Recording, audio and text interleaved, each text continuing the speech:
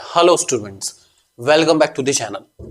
Physical education guess paper series हमारी चल रही है बेटा, और आज बारी है गेस्ट पेपर नंबर 2 की। ये सारे गेस्ट पेपर उन क्वेश्चन पेपर से बनाए गए हैं जिनके एग्जाम में आने के चांसेस काफी ज्यादा है। तो I just hope and I am quite sure also कि इनमें से कुछ क्वेश्चन आपको एग्जाम में डेफिनेटली मिलने वाले हैं और एज इट इज मिलने वाले हैं। आप है मेरे साथ, यानी कि आपके अपने दोस्त नितेश बजाज के साथ, आपके अपने यूट्यूब चैनल 1-to-1 क्लासेस पे। शुरू करते हैं आज की इस वीडियो को। Let's start. तो बेटा शुरू करते हैं। सबसे पहले ये आपको पता ही ऑलरेडी, चलिए एमसीक्यू अटेम्प्ट करेंगे हम लोग सोच समझ के, और आप लोग भी जो है आंसर्स एमसीक्यू के देंगे मेरे साथ, ताकि मुझे पता चल जाए आपकी तैयारी कैसी चल रही है। तो चलिए शुरू करते हैं, ठीक है। और जो भी कंटेंट के आपको नीड है आप प्लीज कमेंट सेक्शन में बताना, ताकि मैं आपको जल्दी से जल्दी प्रोवाइड कर पाए। First question, national sports day celebrated. सबको पता है national sports day major Dhyan Chand ji को समर्पित है, और ये कब सेलिब्रेट होता है? 9 को, 19 को, 28 को, 29 को। इसका सही जवाब है 29। ध्यान रख के चलेंगे। नेक्स्ट क्वेश्चन आ गया हमारा assertion reason. So let's see what is the assertion reason here. Harvard step test was developed by doctor Roberta. This test assess the functional fitness of senior citizen. तो भाई सीनियर सिटीजन की fitness को तो ठीक है यार, ये तो मान लिया मैंने, चलो हार्वर्ड स्टेप टेस्ट है, लेकिन ये डॉक्टर रॉबर्टा के द्वारा डेवलप हुआ था, ये बात तो नहीं है यार। Rikli and John senior citizen test सुना है हमने, तो ये तो नहीं हो सकता, रॉबर्टा तो नहीं है। तो इसका मतलब है असर्शन फॉल्स है, रीजन ट्रू है। तो असर्शन फॉल्स, रीजन ट्रू, ध्यान रख के चलेंगे। नेक्स्ट क्वेश्चन हमारा मैच द फॉलोइंग है। आपको बताना है नौकनी को क्या मैच करता है, काइफोसिस, लॉर्डोसिस। तो देखो नौकनी सबसे इजी है, नौकनी को है knees touch each other in the normal standing. तो नौकनी का आंसर फर्स्ट करो, आंसर है थर्ड, ठीक है। देखो बाकी नहीं करते हम लोग, सीधा यहां से देखते हैं फर्स्ट का थर्ड कहाँ है। फर्स्ट का थर्ड पहले पे ही है, बाकी कहीं नहीं है। इसका मतलब ए ही हमारा करेक्ट ऑप्शन होगा। टेंशन लेने की ज्यादा जरूरत ही नहीं है बिल्कुल भी। मैंने आपको कल भी बताया था, इससे पहले गेस्ट पेपर में बताया कि ये टाइप के जो क्वेश्चन आते हैं ना, इसमें आपका फिजिकल में खासकर क्रॉस क्वेश्चनिंग वगैरह जो है, मतलब परेशानी नहीं करते आपको। एक पर्टिकुलर पार्ट का एक ही जगह पे आंसर देते हैं, सारी जगह आंसर नहीं देते। मतलब क्या है, ऐसा नहीं कि भाई ए फर्स्ट पे 3 है, अगले में भी 3 है, इसमें भी 3 है, इनमें चेंज कर दिया, ऐसा कुछ नहीं है। 99% क्वेश्चन में सिंपल सिंपल होता है, ताकि आप उसको एक को भी मैच कर पाए तो आपके सारे मैच ऑटोमेटिकली हो जाएंगे। ध्यान रखिए, बस हाँ एक जो आप मैच कर रहे हैं उसके लिए आपको 100% श्योर रहना पड़ेगा, इस बात को ध्यान रख के चलेंगे। Next question, vital capacity depends upon. अब वाइटल कैपेसिटी किस चीज पर डिपेंड करती है? क्या लंग साइज पर है, रेस्पिरेटरी मसल के ऊपर है, चेस्ट कैविटी साइज पर है, या सबके ऊपर है? तो वाइटल कैपेसिटी मींस कितनी ऑक्सीजन आप एक टाइम में ले सकते हैं, दैट इज वाइटल कैपेसिटी। सब चीजों पे डिपेंड है यार ये तो। आपके रेस्पिरेटरी मसल कैसे हैं, चेस्ट कैविटी साइज कितना है, लंग साइज कितना है, उन सब पे डिपेंड होती है वाइटल कैपेसिटी, इस बात को ध्यान रख के चलेंगे। नेक्स्ट आसन आपको नजर आ रहा है, कौन सा आसन है? सब लोग बहुत अच्छे जानते हैं, जो कोबरा पोज है इसको हम कहते हैं भुजंग आसन। तो इसके बारे में ज्यादा डिटेल में बात करने की नीड नहीं है, सब लोग बहुत अच्छे से इस आसन से भली भांति परिचित है। Next, which of the following is not the symptom of food intolerance. इनमें से कौन सा फूड इंटॉलरेंस का सिंबल नहीं है? ठीक है, stomach pain, vomiting, breathing problem, या low sugar blood level. Okay, blood sugar level की बेसिक। तो जब भी बेटा फूड इंटॉलरेंस की प्रॉब्लम आती है ना, तो स्टमक पेन, वॉमिटिंग, ये दोनों चीजें तो होती हैं, ठीक है। उसके बाद ब्रीदिंग प्रॉब्लम भी होनी शुरू हो जाती है, लेकिन इस चीज का शुगर लेवल के साथ कोई लेना देना नहीं है, इस बात को ध्यान रख के चलेंगे। फूड इंटॉलरेंस का शुगर लेवल के साथ कोई लेना देना नहीं है। तो इसका सही आंसर है डी ऑप्शन, डोंट फॉरगेट, ध्यान रख के चलेंगे। चलिए अब चलते हैं नेक्स्ट क्वेश्चन की ओर। क्वेश्चन है glucose is a type of dash. Glucose इनमें से क्या है? इसका सही आंसर देखते हैं। क्या ग्लूकोज कॉम्प्लेक्स कार्बोहाइड्रेट है, सिंपल कार्बोहाइड्रेट है, फैट है, प्रोटीन है? सोच समझ के बताना है। तो बेटा इसका सही जवाब है हमारे पास कि ग्लूकोज जो आता है ना हमारा, वो सिंपल कार्बोहाइड्रेट के अंदर आता है, इस बात को ध्यान रख के चलेंगे। अगला question, Johnson Metheny test battery has dash item. Johnson Metheny की जो टेस्ट है उसमें कितनी आइटम्स आती है आपको बताना है, सोच समझ के। काफी इंपॉर्टेंट क्वेश्चन है, और ये क्वेश्चन आ सकता है लास्ट ईयर बोर्ड के पेपर में भी इस पे क्वेश्चन आ रखा है। हो सकता है एक छोटा क्वेश्चन आया तो यही हो सकता है, सेम क्वेश्चन आ जाए कि भाई जॉनसन मैथनी टेस्ट के अंदर कितने कितने हैं बेसिकली आइटम्स। तो इसका सही जवाब है 4 आइटम्स हैं, इस बात को आपको ध्यान रख के चलना है। Next, special Olympic organization hold dash competition. जो स्पेशल ओलंपिक ऑर्गेनाइजेशन है वो किस टाइप के इवेंट्स कराती है, किस टाइप के कॉम्पिटिशन कराती है? क्या वो लोकल होते हैं, रीजनल होते हैं, नेशनल होते हैं, सब टाइप के कराती है? सोच समझ के जवाब देना आपको। तो स्पेशल ओलंपिक ऑर्गेनाइजेशन जो है ना, सब टाइप के कंपटीशन कराती है, लोकल लेवल पे, रीजनल लेवल पे, नेशनल लेवल पे, इस बात को ध्यान रख के चलेंगे। ओके, अगेन नेक्स्ट क्वेश्चन हमारा मैच द कॉलम है, आपको मैच करने हैं सारे के सारे आपस में। तो चलिए देखते हैं स्ट्रेंथ क्या है, मैक्सिमम स्ट्रेंथ क्या है, स्ट्रेंथ रिटर्नेंस क्या है। ठीक है, ये आपको जवाब देना है यहाँ पर, इसका सोच समझ के आप जवाब देंगे। चलिए देखते हैं यहाँ पे क्या क्या आंसर हमारे पास। सबसे पहले हमारे पास आता है स्ट्रेंथ की डेफिनेशन है यहाँ पर। ठीक है, तो फर्स्ट का आंसर क्या है, तो सबसे सिंपल क्या है, स्ट्रेंथ का मतलब है ability to exert a force against resistance. Resistance के अगेंस्ट जब आप वर्क करते हैं तो आपको स्ट्रेंथ की नीड पड़ती है, इस बात को ध्यान रख के चलेंगे। तो फर्स्ट का आंसर तो 4 है। ठीक है, इस बात को ध्यान रख के चलेंगे। तो फर्स्ट का आंसर 4, और फर्स्ट का आंसर 4 जो है दो जगह पर है, मतलब या तो आंसर आपका सी होगा या फिर डी होगा। ठीक है, एक बार सेकंड देख लेते हैं। तो चलिए सेकंड में हमारे पास क्या है, क्वेश्चन देखते हैं। सेकंड क्या है, सेकंड में आपको कह रहे हैं मैक्सिमम स्ट्रेंथ क्या है। मैक्सिमम स्ट्रेंथ इनमें से कौन सी है, देखते हैं। The greater force that is possible in a single effort है, शायद यहाँ पे ना एफर्ट आएगा। ठीक है, तो ये ठीक है, मैक्सिमम स्ट्रेंथ का हमारा आंसर सेकंड ही रहेगा अपना। यही है कि कितना फोर्स आप एक सिंगल एफर्ट में लगाते हैं, वो मैक्सिमम स्ट्रेंथ है। तो भाई जो सही आंसर बैठेगा वो सही बैठने वाला है, इस बात को ध्यान रख के चलेंगे। यही हमारा करेक्ट ऑप्शन रहेगा, इस बात को ध्यान रख के चलेंगे। क्वेश्चन में थोड़ा सा एरर है, ध्यान रखेंगे। नेक्स्ट क्वेश्चन हमारा, which of the following is not the factor affecting projectile trajectory, gravity, buoyant force, angle of release या एयर रेजिस्टेंस। इनमें से कौन सा ऐसा फैक्टर है जो कि हमारे प्रोजेक्टाइल ट्रैजेक्टरी को अफेक्ट बिल्कुल भी नहीं करता, फर्क ही नहीं पड़ता प्रोजेक्टाइल ट्रैजेक्टरी को इस वजह से। तो वो है क्या, ग्रेविटी अफेक्ट करती है, एंगल ऑफ रिलीज अफेक्ट करता है, एयर रेजिस्टेंस अफेक्ट करता है, लेकिन बुओयंट फोर्स अफेक्ट नहीं करता। अब ये बुओयंट फोर्स क्या है, बुओयंट फोर्स आपका वही फोर्स है जो कि जब आप कोई भी लाइट चीज को पानी के अंदर डालते हैं, वो जो फोर्स उसको वापस ऊपर ले आता है पानी की सरफेस पे, उसको बुओयंट फोर्स कहते हैं। इस बात को ध्यान रख के चलेंगे, आ सकता है 1%। अगला हमारे पास, in the short form of Harvard step test the heart rate is continued between. Okay, Harvard step test के अंदर हार्ट रेट को कितने रेंज के बीच में रखा जाता है, आपसे पूछा गया है। तो क्वेश्चन सिंपल ही है यार, बिल्कुल अपना। तो क्या इसका सही आंसर, 12 क्वेश्चन का सही आंसर है हमारा, इसको रखा जाता है 1 to 1.5 मिनट के बीच में। यार ये वो वाला टेस्ट है जिसका एक फॉर्मूला है बहुत बड़ा सा। ठीक है, तो काफी मुश्किल सा है वाला, फॉर्मूला याद करना पड़ता है इसका। नेक्स्ट हमारे पास, if you want to be in the top position in games and sports you have to adhere in proper sports planning. The attainment of good performance in the field of game and sports depends on effective planning. Following the objective of planning except. Okay, इनमें से सारे के सारे planning के objective हैं, एक नहीं है प्लानिंग का, इनमें से कौन सा ऑब्जेक्टिव नहीं है, ये आपसे पूछा गया है। तो चलिए देखते हैं, क्या प्लानिंग जो है गोल ओरिएंटेशन है, बिल्कुल है। स्ट्रेटेजी बनाने काम आती है, बिल्कुल आती है। उसके बाद रिक्रिएशन में काम आती है, या फॉर्मेशन, रूल्स रेगुलेशन। तो बेटा प्लानिंग जो आपकी गोल ओरिएंटेड भी है, प्लानिंग आपकी स्ट्रेटेजी बनाने काम आती है, प्लानिंग रूल्स रेगुलेशन भी सेटअप कराने में हेल्प करती है। लेकिन लेकिन लेकिन प्लानिंग जो है ना, रिक्रिएशन को फैसिलिटेट नहीं करती। ठीक है, मतलब क्या है, दोबारा से बार बार चीजों को करने को फैसिलिटेट नहीं करती, क्योंकि हर ऑब्जेक्टिव के आपको प्लानिंग दोबारा से करनी पड़ेगी, अगेन करनी पड़ेगी। आप वही वाली रिपीट नहीं कर सकते, पॉसिबल नहीं है। Next question, the chief aim of physical activities during 5 to 17 years of age group is to improve cardiorespiratory and muscular fitness, bone health, cardiovascular and reduce symptoms of anxiety and depression. Rate at which activities performed is known as dash. Okay, तो क्या है, 14 में आपसे पूछा गया कि जिस rate पर इन एक्टिविटीज को करा जाता है उसको हम क्या कहते हैं। क्या ये वॉल्यूम है, इंटेंसिटी है, टाइप ऑफ एक्टिविटी, फ्रीक्वेंसी है, इसको कहा जाता है बेटा इंटेंसिटी। इस बात को ध्यान रख के चलना, ठीक है, भूलना बिल्कुल नहीं है। ये क्वेश्चन आप याद कर सकते हैं। नेक्स्ट, एक्सरसाइज है dash effect on the muscular system. Exercise के पास जो एक्सरसाइज के इफेक्ट होते हैं वो शॉर्ट टर्म हो सकते हैं, लॉन्ग टर्म हो सकते हैं। शॉर्ट टर्म लॉन्ग टर्म दोनों हो सकते हैं, ये तो यार कॉमन सेंस है, शॉर्ट टर्म लॉन्ग टर्म दोनों होते हैं। ये आप लोगों ने याद भी करा है, हर एक्सरसाइज के आपको short term long term effect दोनों दे रखे हैं और आपको दोनों याद करके जाना है। भले चाहे दो याद कर लेना, लेकिन दोनों करना।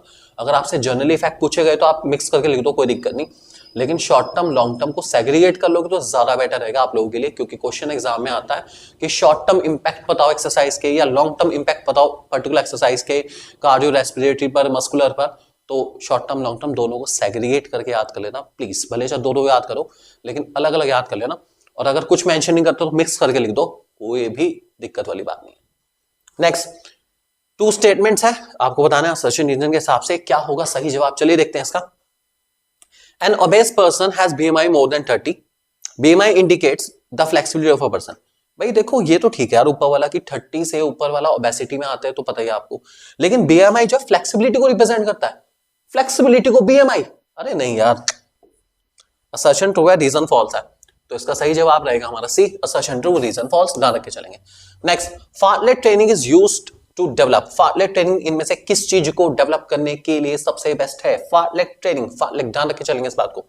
तो फार्टलेट ट्रेनिंग किस लिए करी जाती है? फ्लेक्सिबिलिटी के लिए, स्ट्रेंथ के लिए, एंडोरेंस के लिए, या न्यूरोमस्कुलर कोऑर्डिनेशन के लिए? सब जानते हैं इसका आंसर क्या है, एंडोरेंस। फार्टलेट ट्रेनिंग ये थोड़ी सी लंबी ट्रेनिंग है, इसके अंदर मल्टीपल एक्टिविटीज को साइमल्टेनियसली परफॉर्म करा जाता है। कभी रनिंग को बहुत तेज कर दिया जाता है, कभी हल्के कर दिया जाता है, कभी एक्टिविटीज को फास्टर रेट पे करा जाता है, फिर उन्हीं एक्टिविटीज को स्लो रेट पे करा जाता है। फार्टलेट ट्रेनिंग इसे कहते हैं। अब इसका डायग्राम भी आएगा, अभी आपको दिखाऊंगा। नेक्स्ट, डिसलोकेशन इनमें से किस टाइप की इंजरी है? क्या बोन है इंजरी, मस्कुलर है, स्किन है, ज्वाइंट है? सब जानते हैं डिसलोकेशन ज्वाइंट इंजरी है, इस बात को ध्यान रख के चलेंगे।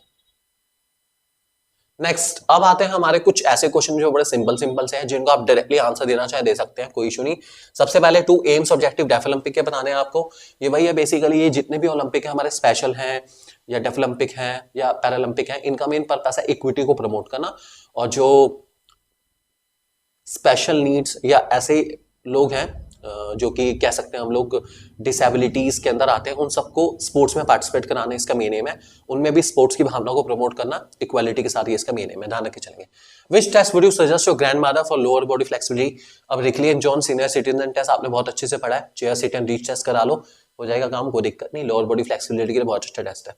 उसके बाद इंपॉर्टेंस बताना है, कैल्शियम, कैल्शियम क्या जरूरत है बता दो यार, कैल्शियम सबको बताइए, ठीक है, बोन्स वगैरह को स्ट्रॉन्ग बनाने में हेल्प करता है। जो जो इंपॉर्टेंस आपको पता है कैल्शियम की, आप लिख सकते हैं। डायरेक्ट क्वेश्चन है, इसमें बहुत ज्यादा डिस्कशन की नीड नहीं है, आप लोगों ने ऑलरेडी अपनी बुक्स में से या नोट्स में से जहां से भी आप पढ़ते हैं वहां से पढ़ रखा है।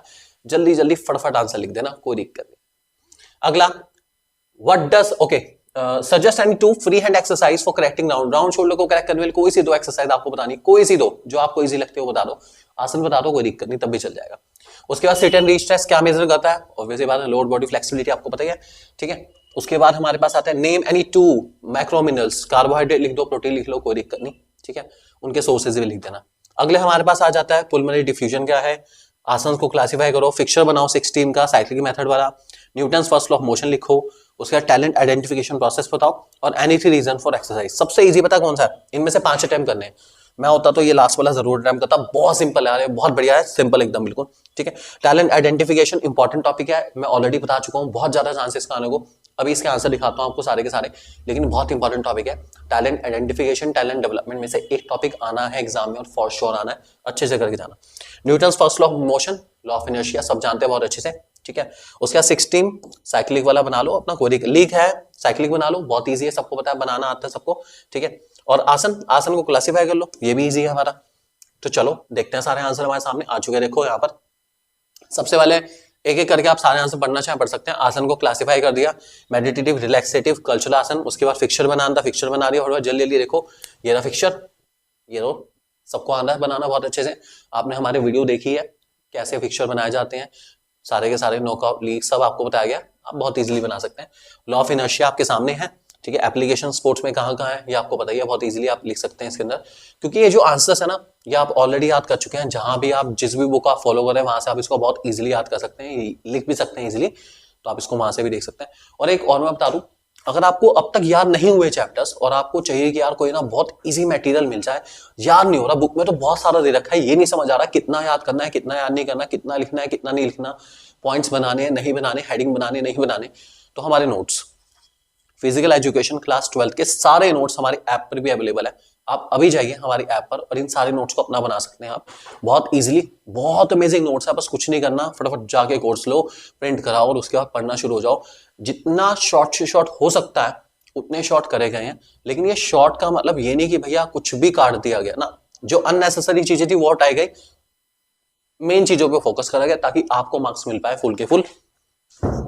इवन इमेज के थ्रू भी सारी चीजों को डिस्प्ले करा गया ताकि आप इमेज के थ्रू हर एक चीज की अंडरस्टैंडिंग बहुत अच्छे से ऑप्ट कर पाए, चाहे वो लिवर्स हो हमारे पास, चाहे वो इक्विलिब्रियम हो, सेंटर ऑफ ग्रेविटी हो, क्या होती है सेंटर ऑफ ग्रेविटी, क्या यूज है सेंटर ऑफ ग्रेविटी का, हर एक चीज को समझाने की कोशिश करिए ताकि आपके माइंड में हर चीज बहुत अच्छे सेट हो जाए।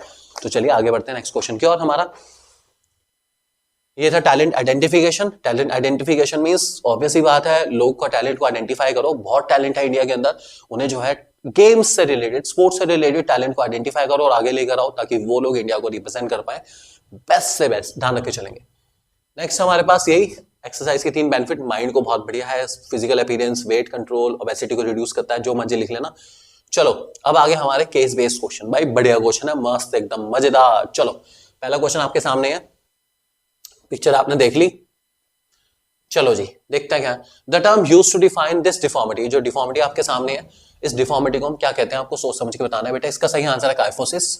ये जो इमेज है आपकी, ये काइफोसिस की है, ये आपको पता है बहुत अच्छे से, भूलना नहीं है बिल्कुल भी, ठीक है। The deformity is mainly cost, किस वजह से होती है डिफॉर्मिटी, आपको बताना है।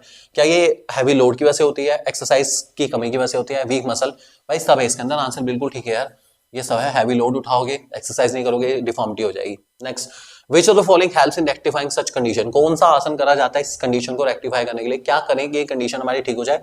चक्रासन, धनुरासन, हल आसन, तीनों कर लो भाई, सॉरी ए एंड बी, चक्रासन और धनुरासन कर लो, ठीक हो जाएगा मामला। हलासन मत करना, हलासन तो वैसे भी आपको पता है बड़ी, उसके अंदर जो पोस्चर है हमारा उसमें बहुत ज्यादा जोर पड़ता है कमर पे, तो ये नहीं करना, कहीं पता चले दिक्कत ही आ जाए। तो आप चक्रासन और धनुरासन कर सकते हैं, कोई दिक्कत नहीं। नेक्स्ट, और वैसे भी ना हमें ना बैकवर्ड पोज करना है, बैकवर्ड मतलब समझ गए आप, उल्टी साइड, ताकि आसन हमारा ये इसको पोस्चर को करेक्ट कर पाए। हलासन के अंदर तो उल्टा पेट के दम ही हमें लेटना पड़ता है, ठीक है। उसके बाद bending head backward in standing position helps in getting rid of, okay, सोच समझ के बताना है कि किस चीज को करेक्ट करने के लिए करा जाता है भाई, इसी को करेक्ट करने के लिए करा जाता है, ध्यान रख के चलें काइफोसिस को। नेक्स्ट क्वेश्चन, अरे आ गया भाई, देखो ये फार्टलेग ट्रेनिंग आ गया हमारा पूरा पूरा। तो चलो कौन सा ट्रेनिंग मेथड है, सबको पता है कौन सा है भाई, फार्टलेग ट्रेनिंग, बिल्कुल सही सोचना। This training method is used to develop, किस चीज को डेवलप करने के लिए करा जाता है, अभी बताया था पीछे, ये होता है बेटा हमारा एंडोरेंस के लिए, ध्यान रख के चलेंगे। उसके बाद Swedish word speed play is कुछ नहीं है, जो फार्टलेग है ना, फार्टलेग हमारा जो मीनिंग है, ठीक है, इसका मतलब भी स्वीडिश में स्पीड प्ले है, मतलब जल्दी जल्दी जल्दी जल्दी करना, तो ये दोनों आपस में कोरिलेटेड है, इस बात को ध्यान रख के चलेंगे। This method of training was first introduce and practice in, कहां पे हुआ था भाई प्रैक्टिस, सबसे पहले कहां पे डबल हुआ, कहां पे प्रैक्टिस हुआ, ऑब्वियसली बात है स्वीडिश वर्ड है तो स्वीडन में ही हुआ होगा, यह है all the way from Sweden, ध्यान रख के चलेंगे। नेक्स्ट, मिस्टर गुरप्रीत 65 ईयर की एज है, सिविल इंजीनियर है, बस ऑब्वियसली बात है समझ जाओ, जो भी 60 ईयर से प्लस वाला है वो Rikli and John senior citizen test category में आ जाता है, तो ये क्वेश्चन उसी के ऊपर बेस्ड है। चलो जी आगे दादाजी, which of the following test would you recommend to check mister Gurpreet fitness, तो भाई फिटनेस चेक करने के लिए कौन सा टेस्ट, ऑब्वियसली बात आप समझ चुके हैं, Rikli and John senior citizen test, क्योंकि एज है 65, ठीक है। The number of test in the fitness test कितने हैं भाई बताओ, रिकली एंड जॉन्स के अंदर कितने टेस्ट होते हैं, या आप सब लोग जानते हैं 6 होते हैं। Chair sit and reach test is done to check, okay, chair sit and reach test किस चीज को चेक करने के लिए कराया जाता है, फ्लेक्सिबिलिटी, लोअर बॉडी फ्लेक्सिबिलिटी के लिए, ठीक है। उसके बाद हमारे पास है pick the odd one out, इनमें से कौन सा अलग है बिल्कुल, arm curl test, chair stand test, partial curl up, 6 minute walk test, इनमें से अलग कौन सा है, पार्शियल कर्ल अप, ध्यान रख के चलेंगे, भूलेंगे बिल्कुल नहीं। चलो लास्ट हमारे बड़े बड़े क्वेश्चन आ चुके हैं, direct question, iron and calcium deficiency से क्या इफेक्ट होता है, कैसे आप आयरन कैल्शियम को प्रिवेंट कर सकते हैं, मतलब डेफिशिएंसी को प्रिवेंट कर सकते हैं, क्या क्या खाना है कि आयरन कैल्शियम पूरा हो जाए बॉडी के अंदर, ठीक है। उसके बाद explain the detail the various benefit of women participation in sports, women participation in sports अच्छा टॉपिक है, आपको बताने इसके बारे में कि कब कब क्या कितना कितना पार्टिसिपेट करा, सबसे पहले कब पार्टिसिपेट हुआ, इंडिया से कौन कौन सी वुमेन जो बहुत अच्छे से पार्टिसिपेट कर रही है स्पोर्ट्स के अंदर, जिन्होंने इंडिया के नाम को दुनिया में रोशन करा है, कौन है वो, बहुत सारे हैं, आप जानते हैं, पीवी सिंधु, सानिया मिर्जा, सानिया नेहवाल, किसी के बारे में लिखना चाहे लिख सकते हैं, एग्जांपल जरूर दे देना इनका अपना, ठीक है। नेक्स्ट हमारे पास आता है explain the technique of motivation, motivation की टेक्निक, भाई ये इंपॉर्टेंट टॉपिक है हमारा, 5 नंबर का क्वेश्चन है तो 5 के 5 अटेम्प्ट करने पड़ेंगे, मतलब कम से कम 5 पॉइंट हो, ठीक है। मोटिवेशन होने के लिए एक इंटरनल फोर्स होनी चाहिए, अपोजिट सेक्स का प्रेजेंस, मतलब कंपटीशन गर्ल्स वर्सेस बॉयज, ये भी मोटिवेट करने में बहुत हेल्प करता है, ध्यान रख के चलेंगे। उसका प्रोजेक्टाइल ट्रैजेक्टरी वाला क्वेश्चन हमारा पिछले साल भी आ रखा है, मोस्ट इंपॉर्टेंट है, ठीक है, और बहुत अच्छे से करके जाना है इसको, टॉपिक को बार बार रिपीट हो रहा है, ये टॉपिक सच में बहुत इंपॉर्टेंट है, इसको बहुत अच्छे से करके जाएंगे, ठीक है। मतलब अगर देखा जाए तो टॉपिक अच्छे हैं सारे के सारे हमारे, अगर अटेंड करना हो तो मुझे लगता है शायद 35, 36, 37 ये तीनों इजी हैं, फर्स्ट वाला थोड़ा सा दिक्कत दे सकता है अगर आपको ये चैप्टर याद नहीं है तो चलिए आंसर देख लेते हैं फटाफट इनके। सबसे पहले आयरन कैल्शियम, स्क्रीनशॉट लेना है स्क्रीनशॉट ले सकते हैं, बाद में आप इनको पढ़ना चाहे पढ़ सकते हैं, कोई दिक्कत नहीं। वुमेन पार्टिसिपेशन के बारे में है, ठीक है, क्या क्या बेनिफिट मिलता है वो भी बता रखा है सारे का सारा वुमेन के बारे में, psychological benefit, stress management, emotion control, confidence, social benefit वगैरह सब दे रखा है, ठीक है। उसके मोटिवेशन की technique, goal setting, reinforcement, knowledge, reward, balance of reward, ये सब कुछ हो सकते हैं हमारे, मतलब ये ना सेंस ये सब कुछ है। बाकी अगर आपकी बुक में हेडिंग अलग है तो घबराना मत यार, टेंशन ना लो बिल्कुल भी, ये मत कहना कि सर आपने तो ये हेडिंग पता है हमारी बुक में हेडिंग है, डोंट वरी यार, अगर वहां अच्छा सिंपल मटेरियल लग रहा है वहां याद कर लो, कोई इशू नहीं बिल्कुल भी, ठीक है। ये बस एक सैंपल पेपर है जो कि इशू करा गया सीबीएसई के द्वारा, तो हमने आपको दिखा दिया, ठीक है, ओके। और एक और है हमारे पास लास्ट प्रोजेक्टाइल, बढ़िया है भाई टॉपिक, बहुत बढ़िया इंपॉर्टेंट है। और कौन कौन फैक्टर है, ग्रेविटी, एयर रेजिस्टेंस, अभी पीछे मैंने दिखाया भी था, height of release, speed, spin, सब चीजें हैं जो अफेक्ट करते हैं ग्रेविटी को, ठीक है, इस बात को ध्यान रखे चलेंगे। ये सब कुछ है हमारे प्रोजेक्टाइल ट्रेजेक्टरी को अफेक्ट करने वाली चीजें। तो इसी के साथ हमारा सैंपल पेपर हुआ फिनिश। आई जस्ट होप आपको मजा आया होगा सैंपल पेपर करके और आपको कुछ सीखने का मौका डेफिनेटली मिला होगा। और अब तक अगर कुछ नहीं करा ना तो कर लो यार, किसका इंतजार कर रहे हो, पेपर को ना बस कुछ ही घंटे रह गए हैं, तो just go for it right now. अच्छे से पढ़ लो बेटा, कोई दिक्कत आती है कमेंट सेक्शन में जाके बता देना, कुछ भी कंटेंट की नीड पड़ती है हम लोग अवेलेबल है आपके लिए, बेस्ट से बेस्ट कंटेंट डिलीवर आपको करते आए हैं। और विश्वास रखो जो हमारे साथ बहुत पहले से जुड़े हुए हैं उन्हें पता है 11th के पेपर में जो हमने कहा था प्रभु की कृपा से वही आया था, और इवन 12th में भी हमारी यही कोशिश है कि आपको वही टॉपिक ही बताया जाए जो एग्जाम में आने वाले हैं। तो मुझे पूरा विश्वास है कि जो हमारे टॉपिक जो हमने आपको बताए, जो आपको गाइड करें, वो आपको डेफिनेटली एग्जाम में मिलने वाले हैं, ठीक है। ये सैंपल पेपर जो है हमने अपनी वेबसाइट पे भी अपलोड कर दिया, आप वहां से डाउनलोड करना चाहें तो सैंपल पेपर को वहां से भी डाउनलोड कर सकते हैं। Thank you very much and God bless you all the best, do very very very well. आप बहुत अच्छा करके आएंगे, मुझे पूरा विश्वास है आप सभी के ऊपर।